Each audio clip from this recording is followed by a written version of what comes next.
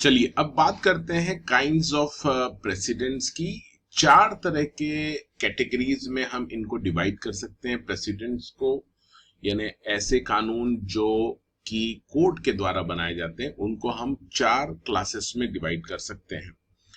पहली क्लास में declaratory and original presidents आएंगे, इसके बाद पर्सुएसिव प्रेसिडेंट, उसके बाद absolutely authoritative president and fourth is conditionally authoritative president. ये चारों जो कैटेगरीज हैं ये काफी इंपॉर्टेंट है एग्जाम पॉइंट ऑफ व्यू से। अब हम इनको एक एक करके डिटेल में देखते हैं।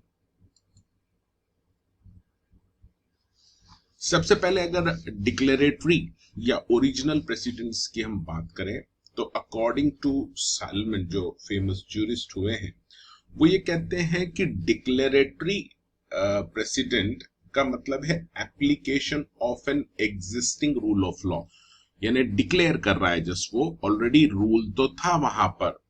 And in case of declaratory president rule is applied because it is already a law. इसको आप यूं समझिए कि अगर कोई कोर्ट है, मान लीजिए सुप्रीम कोर्ट है, सुप्रीम कोर्ट ने अगर कोई जजमेंट दिया है और ये जो जजमेंट है ये फर्स्ट टाइम दे रही है वो जजमेंट। मान लीजिए एक कुत्ता है, डॉग है, और उसने किसी को काट लिया है, तो उसका जो ओनर है, ये जो डॉग है इसका जो ओनर है, उसको पिनलाइज किया है सुप्रीम कोर्ट ने। अज्यूम कीजिए कि 5 लाख का फाइन लगा दिया है। अब ये जो पहली बार इस तरह का रूल अगर आता है किसी जजमेंट में, तो हम उसको बोलेंगे ओरिजिनल प्रेसिडेंट, ओरिजिनल। लेकिन इसके बाद के आने वाले केसेस में, सिमिलर केसेस में यही रूल ऑफ लॉ को फिर से लगाया जाता है तो उसे हम कहेंगे डिक्लेरेटरी प्रेसिडेंट। यानी फिर जो जजमेंट आएंगे उनको हम कहेंगे डिक्लेरेटरी प्रेसिडेंट, क्योंकि वहां पे रूल ऑलरेडी बना हुआ था ओरिजिनल प्रेसिडेंट के द्वारा और उसे जस्ट अप्लाई किया गया। तो ओरिजिनल प्रेसिडेंट में जो रूल ऑफ लॉ है वो एक नया रूल ऑफ लॉ आता है, उसके पहले इस तरह का कोई जजमेंट नहीं आया हुआ था, ये फर्स्ट टाइम आया है, तो इसको हम कहेंगे original precedent. And original precedent में law for the future because it is now applied, it is a law for the future. यानी यहां पर मान लीजिए पहली बार ऐसा कोई केस आया है सुप्रीम कोर्ट के पास और अब सुप्रीम कोर्ट को कोई डिसीजन देना है, तो वो डिसीजन जो भी देगी वो फ्यूचर में अप्लाई होगा। और ये फ्यूचर में इसलिए अप्लाई होगा क्योंकि अभी डिसीजन सुप्रीम कोर्ट ने इसके ऊपर ऐसा दे दिया है। सो ये थोड़ा सा आप इसको नोट डाउन जरूर कर लीजिएगा लिखने के हिसाब से एग्जाम में, कि एग्जिस्टिंग रूल ऑफ लॉ को जब कभी भी अप्लाई किया जाता है कोर्ट के द्वारा उसको डिक्लेरेटरी प्रेसिडेंट कहेंगे, और अगर कोई new rule of law create हो रहा है, अप्लाई हो रहा है, तो उसको हम ओरिजिनल प्रेसिडेंट कहेंगे।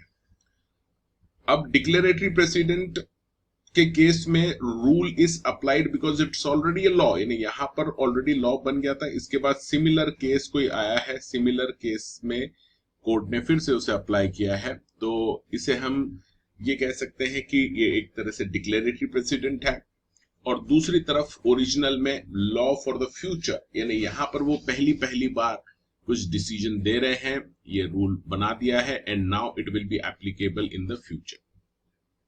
तो काफी इंपॉर्टेंट है ये एग्जाम पॉइंट ऑफ व्यू से। अब इसमें देखिए एडवांस कंट्रीज की बात करें जिसमें काफी केसेस हो चुके हैं, तो काफी केसेस हो चुके हैं तो वहां पर ओरिजिनल जो प्रेसिडेंट्स रहते हैं वो काफी कम रहते हैं, और डिक्लेरेटरी क्योंकि सिमिलर केसेस आते जाते हैं तो डिक्लेरेटरी प्रेसिडेंट्स की जो संख्या है वो ज्यादा रहती है एडवांस कंट्रीज में, क्योंकि वहां का सिस्टम ऑलरेडी इतना डेवलप हो चुका रहता है, इतने केसेस ऑलरेडी हो चुके रहते हैं। और ये जो प्रेसिडेंट रहते हैं ये डेवलप करते हैं लॉ ऑफ दैट कंट्री, क्योंकि जैसे जैसे केसेस आते जाते हैं, डिसीजंस आते जाते हैं नए नए, और वो लॉ की तरह काम करते हैं। And it serve as a good evidence of law for the, यानी एक तरह से लॉ बन जाता है और आगे जो भी सिमिलर केसेस है उनमें ये एविडेंस है कि देखिए उस कोर्ट में ऑलरेडी इस पे ये डिसीजन आया था, तो we can follow that rule of law. Declarative precedent is a good source of law as original precedent. इन दोनों को ही मान्यता प्राप्त है as a source of law, यानी इस केस को भी आप कोर्ट करते हैं। जैसे कभी आपने कोर्ट केस जब चलता है तो वहां पर आप अपने आर्ग्यूमेंट के साथ कुछ केसेस को पुट अप करते हैं जो आपके फेवर में रहते हैं।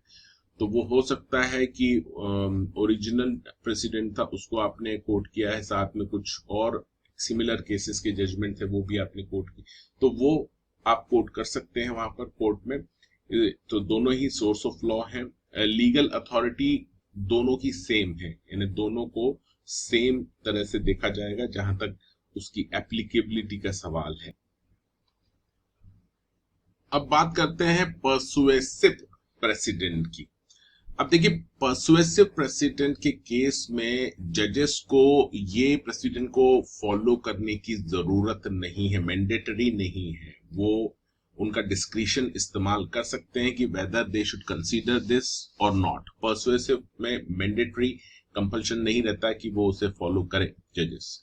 अब इसका जो बेस्ट एग्जाम्पल है वो हम देखते हैं। उसके पहले आप ये समझ लीजिए कि इसको हम लीगल सोर्स ऑफ लॉ नहीं कहते पर्सुएसिव प्रेसिडेंट को, क्योंकि वो मैंडेटरी नहीं रहते, but it is regarded at historical source of law, क्योंकि यहाँ पर इस तरह का केस हो चुका है। अब जजेस के ऊपर है कि वो उसको कंसीडर करें या ना करें, बाइंडिंग नहीं है उनके ऊपर।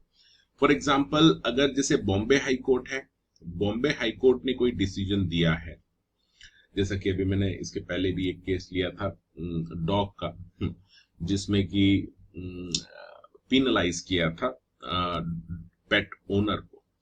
तो अगर बॉम्बे हाई कोर्ट ने इस तरह का डिसीजन दिया है तो वो दूसरा हाई कोर्ट, मान लीजिए कोई इलाहाबाद हाई कोर्ट है, वहां पर उसको ये फॉलो करना जरूरी नहीं है, हालांकि वो इस डिसीजन को कंसीडर कर सकता है बाय डिलीवरिंग द जजमेंट। तो इसको हम पर्सुएसिव प्रेसिडेंट कहेंगे, यानी एक हाई कोर्ट का जजमेंट दूसरे हाई कोर्ट के लिए पर्सुएसिव वैल्यू रहता है, पर्सुएसिव प्रेसिडेंट कहलाएगा। इसी तरह से अगर हम देखें कि इंग्लिश और अमेरिकन कोर्ट्स में अगर कोई डिसीजन हुए हैं, यानी कंट्री के बाहर इन देशों में अगर कोई कोर्ट केसेस हुए हैं, उसमें कुछ जजमेंट आए हैं, तो उनकी वैल्यू इंडिया के कोर्ट्स में जस्ट लाइक अ पर्सुएसिव प्रेसिडेंट होती है। यानी उसको जरूरी नहीं है कि इंडिया में कोर्ट उसको फॉलो करे, बट हाँ, उसको कंसीडर किया जा सकता है। इसी तरह से obiter dicta also have persuasive value. Obiter dicta के बारे में हम आगे अभी और डिटेल में डिस्कस करेंगे। अब देखते हैं एब्सोल्युटली अथॉरिटेटिव प्रेसिडेंट, यानी ऐसे कुछ डिसीजंस, जजमेंट्स जिनको कि फॉलो करना मस्ट है जजेस के लिए, यानी यहाँ पे वो अपना डिस्क्रिशन इस्तेमाल नहीं कर सकते, डिस्क्रिशन की कोई चांस नहीं है, उनको फॉलो करना ही पड़ेंगे इस तरह के जजमेंट। चाहे वो जजमेंट सही हो या गलत हो, वो जजेस को फॉलो करने पड़ते हैं। और क्योंकि ये मैंडेटरी है, इसीलिए यहाँ पर इसको हम लीगल सोर्स ऑफ लॉ कहते हैं। जो एब्सोल्युटली अथॉरिटी प्रेसिडेंट है, जो फॉलो करने ही रहते हैं, उसको हम लीगल सोर्स ऑफ लॉ कहते हैं। अब इंडिया के अगर सीन देखें हम इंडिया का, तो जो भी सुपीरियर कोर्ट्स रहती हैं, उनके जो भी डिसीजंस रहते हैं वो लोअर कोर्ट्स को मानने ही होते हैं, यानी वो एक तरह से एब्सोल्युटली अथॉरिटेटिव प्रेसिडेंट्स होते हैं लोअर कोर्ट्स के लिए। फॉर एग्जाम्पल, अगर सुपीरियर कोर्ट कोई हाई कोर्ट है, तो वो हाई कोर्ट के अंडर में जितने भी कोर्ट्स आ रहे हैं, उन सभी को हाई कोर्ट में कोई डिसीजन पास हुआ है तो सिमिलर केसेस में उनको उसी तरह के डिसीजंस देने पड़ेंगे। अब इसी तरह से अगर सुप्रीम कोर्ट ने कोई डिसीजन पास कर दिया है, तो ये तो सुप्रीम कोर्ट है, सबसे बड़ी कोर्ट, तो इसके सारे जितने भी डिसीजंस रहेंगे, it will work as a absolutely authoritative precedents for all the courts in India. इसके अलावा अगर हाई कोर्ट्स की बात करें, तो हाई कोर्ट्स में हमने देखा है बेंचेस होती है। तो डिवीजन बेंच, यानी 2 जजेस की बेंच अगर है, उसने कोई डिसीजन दे दिया है किसी मैटर पे, तो सिंगल बेंच की जो जज है उसको वो फॉलो करना जरूरी है, यानी इसकी जो वैल्यू होगी, it will act as absolutely authoritative precedent for the single bench judge. अब आगे बात करते हैं, अगर हम इंग्लैंड की बात करें तो हाउस ऑफ लॉर्ड के जो डिसीजंस होते हैं are absolutely binding not only upon all inferior courts but even upon itself. तो ये मैं आपको पहले भी बता चुका हूं कि अपने यहाँ इंडिया में सुप्रीम कोर्ट के जो डिसीजन है वो सुप्रीम कोर्ट के ऊपर बाइंडिंग नहीं है, लेकिन इंग्लैंड में, यानी इंग्लैंड की बात करें तो हाउस ऑफ लॉर्ड ने अगर कोई डिसीजन दे दिया है तो वो not only binding on all other court but even it will be binding upon itself also. Likewise, the decision of Court of Appeal are absolutely binding upon itself. Court of Appeal कोई decision देता है वो उसके ऊपर भी similar cases में उसको उसी तरह के डिसीजन देने होंगे, एब्सोल्युटली अथॉरिटी प्रेसिडेंट की तरह वो काम करेंगे डिसीजंस। अब देखिए बात करते हैं फोर्थ कैटेगरी की, कंडीशनली अथॉरिटेटिव प्रेसिडेंट। ये बड़ा इंपॉर्टेंट है, जरा ध्यान से समझना इसको। यहां पर ये कह रहे हैं कि सर इसमें ऐसा है कि ये जो प्रेसिडेंट्स रहते हैं ये ऑर्डिनरीली बाइंडिंग रहते हैं, नॉर्मली बाइंडिंग रहते हैं कोर्ट के ऊपर, बट कुछ केसेस में यानी कुछ हालात में वो उससे डिफर कर सकते हैं, ठीक है। यानी कुछ सर्कमस्टेंसेस अगर है स्पेशल तो वो उन डिसीजंस को नहीं फॉलो करेंगे और उसको वो रिजेक्ट कर सकते हैं।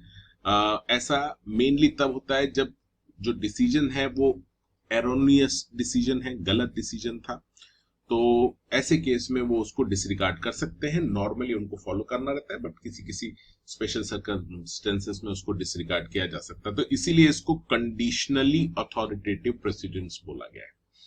अब इसका जो बेस्ट एग्जांपल अगर हम ले तो मान लीजिए सिंगल जज जो है यानी सिंगल बेंच है उसमें हाई कोर्ट का, और उसने कोई डिसीजन पास किया है, कोई डिसीजन दिया है। अब ये जो हाई कोर्ट है, क्योंकि ये हाई कोर्ट में एक सिंगल बेंच है और दूसरी डिवीजन बेंच है, इसका जो डिसीजन है वो इससे लोअर कोर्ट्स के लिए, मान लीजिए डिस्ट्रिक्ट कोर्ट के लिए, it will work as a authoritative precedent, absolutely authoritative precedent इसके लिए। लेकिन अगर ये सिंगल बेंच है और इसने कुछ डिसीजन दिया है तो सेम हाई कोर्ट की जो डिवीजन बेंच है यानी सिंगल बेंच के थोड़ी ऊपर, उसके लिए नॉर्मली ये उसको फॉलो करेगी but it is not necessary. यानी ये एक तरह से सिंगल बेंच का कोई डिसीजन है, it will work as a conditionally authoritative precedent for the division bench यानी हायर बेंच के लिए सेम हाई कोर्ट की। तो ये बेस्ट एग्जांपल है जिसको आप कोट कर सकते हैं एग्जाम में भी। Hello friends, I am CS Shantanu Pethe, your coach, and I am very happy that I have completed 20 years of CS executive coaching. And on this occasion, I am providing free CS executive coaching to 300 students covering all 8 papers. ये जो coaching है ये मैं 3 platform के through आप तक पहुंचा रहा हूं। जूम मीटिंग में ले रहा हूं डेली बेसिस पे, वेबसाइट डाउनलोड मैं आपको प्रोवाइड कर रहा हूं जिसमें सारे रिकॉर्डेड लेक्चर्स हैं मेरे, और अनअकैडमी पे मैं लाइव लेक्चर्स भी ले रहा हूं साथ में। तो इसमें मैं पूरा सिलेबस आपका कवर कर रहा हूं, आपके लाइव लेक्चर्स होंगे, रिकॉर्डेड लेक्चर्स मैं आपको प्रोवाइड करूंगा, और साथ में आपके जो टेस्ट हैं वो मैं लूंगा और डाउट सॉल्विंग सेशंस लूंगा। अगर आपको ये कोचिंग चाहिए तो आपको सबसे पहले एक व्हाट्सएप मैसेज सेंड करना है जिसमें आप अपना नाम मेंशन करेंगे, सिटी मेंशन करेंगे और साथ में फ्री वर्ड ऐड कीजिए, और ये मैसेज मुझे व्हाट्सएप कर दीजिए 9860544418 पे। स्टेप नंबर 2 में आपको एक फ्री अकाउंट क्रिएट करना है अनअकैडमी पे। अनअकैडमी पे आपको गोल सिलेक्ट करना है CS एग्जीक्यूटिव। अब ये गोल जब आप सिलेक्ट करेंगे तो सबसे पहले कॉम्पिटिटिव एग्जाम सिलेक्ट कीजिए, उसके बाद CS कैटेगरी चेक कीजिए कहां पर है, और CS कैटेगरी में आप CS एग्जीक्यूटिव मॉड्यूल 1 ऐसा आप गोल सिलेक्ट कर लीजिए। Once you select this goal, उसके बाद मेरी प्रोफाइल पे जाइए, टाइप CS शांतनु पेठे या जस्ट शांतनु पेठे आप टाइप कीजिए, और मेरी प्रोफाइल पे जाएंगे, वहां पर आपको स्पेशल क्लासेस चेक करनी है। मेरी स्पेशल क्लासेस कोई भी आप क्लिक करेंगे तो वहां पे आपको इनवाइट कोड पूछा जाएगा। आपको CS शान ऐसा इनवाइट कोड एंटर करना है, तो आपकी फ्री क्लासेस अनलॉक हो जाएगी अनअकैडमी में। अगर आपको कोई भी दिक्कत आ रही है ये अकाउंट क्रिएट करने में, तो आप इस नंबर पे कॉल कर सकते हैं to get the support, that is 9860 54418। Thanks for watching.